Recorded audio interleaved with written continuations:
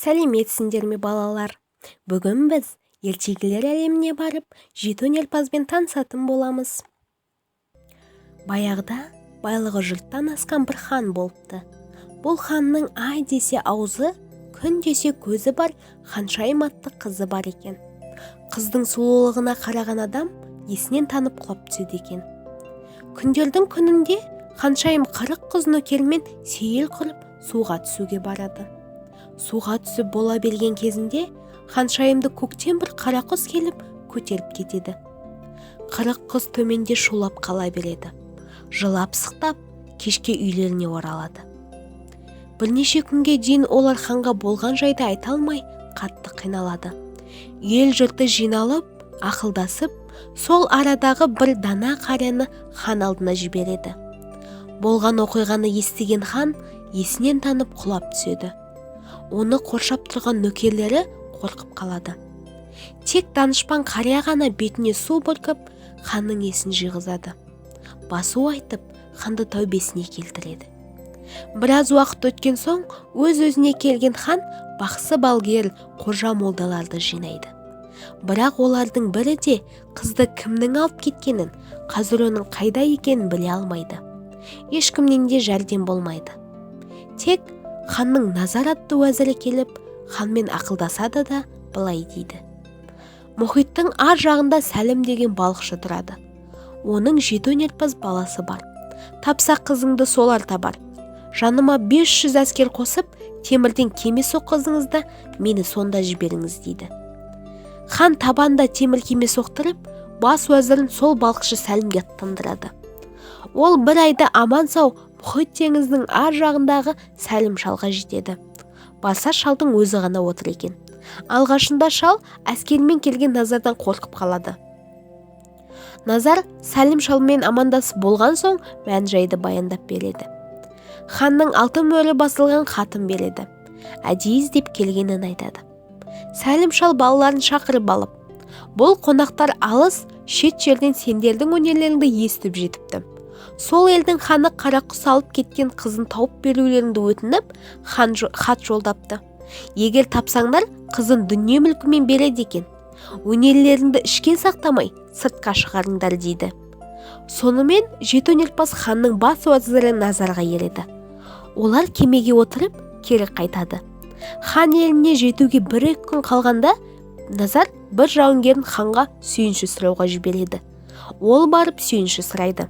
Хан аямай сүйіншісін беріп, алдынан 500 ошақ қаздарып той жасайды. 7 өнерпазды ертіп, аман сау Назарда жетеді. Хан өнерпаздарды көріп, қатты қуанады. Бірер күн тыныққан соң, хан 7 өнерпазды сапарға аттандырады. Олар ұзақ жүріп, ақырында хан қызын көтеріп әкеткен Қарақұсты табады. Қасына жақындай бергенде, Қарақұс қызды алып көкке көтеріледі. 7 өнерпаздың ішіндегі үлкені ұша біледі екен. Ол інілерін көтере Қарақұстың ізімен аспанға ұшады. Бірақ Қарақұс пен қыздан айырылып қалады. Оларды іздеп көкте 7 күн, 7 түн ұшып жүреді. 8-ші күн дегенде бір дарияның жағасында отырған құсты, шашын тарап тұрған қызды көреді. Қуғыншылардың дабыл қағып ұшқан екпінінен қорыққан Қарақұс қызды алып тағы да аспанға көтеріледі.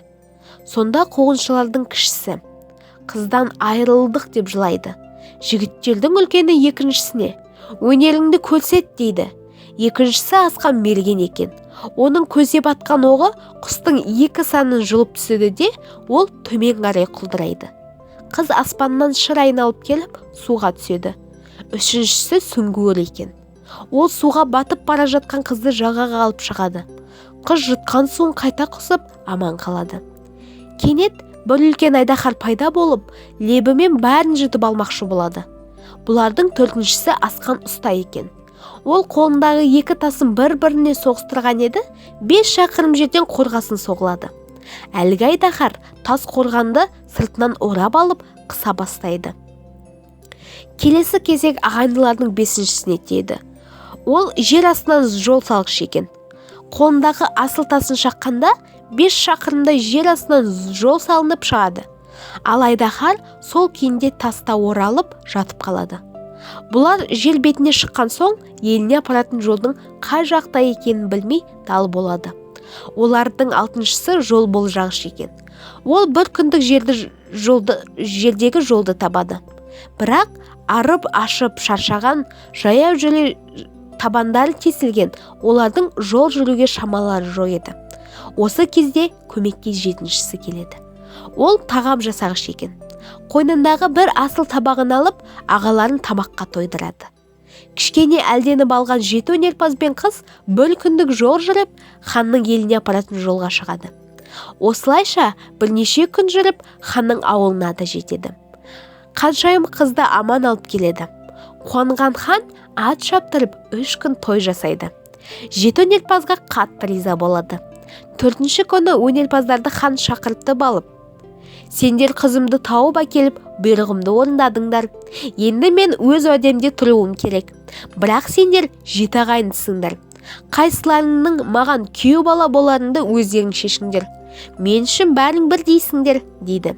Сонда 7 өнерпаздың ең үлкені тұрып: «Бәріміз де істеген өнерімізді айтып өтелік. Қайсымыздікі артық болса, сол алсын», дейді. Хан мақұл көреді. Алдымен ағайындылардың үлкені бастайды: «Бұл қызға менің істеген өнерім бәрінен де басым.